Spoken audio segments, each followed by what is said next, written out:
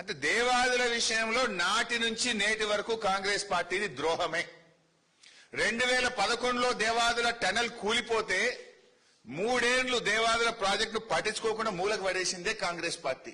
దాన్ని పట్టించుకొని పూర్తి చేసింది బీఆర్ఎస్ పార్టీ.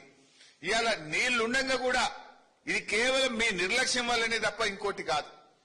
ఎలినినో పేరు చెప్పి ఎగనామం పెడితే బీఆర్ఎస్ పార్టీ ఊరుకోదు. ఇది ఎలినినో తెచ్చిన కరువు కాదు, కాంగ్రెస్ నిర్లక్ష్యం వల్ల వచ్చిన కరువు ఈ వరంగల్ జిల్లాకు.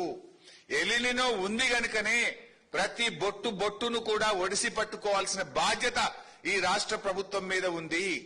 ఈ ముఖ్యమంత్రి రేవంత్ రెడ్డికి మాట్లాడితే తిట్ల మీద ఒట్ల మీద ఉన్న ధ్యాస నీటి బొట్లు ఎత్తే విషయంలో రేవంత్ రెడ్డికి లేదు. మాట్లాడితే తిడుతూనే ఉంటాడు కదా మమ్మల్ని. గా తిట్ల మీద ఉన్న సోయి ఏమనంటే ఆ రాముల వారి మీద ఒట్లు పెడుతుంటాడు తాపుకోసారి, అవి కూడా తప్పుడే.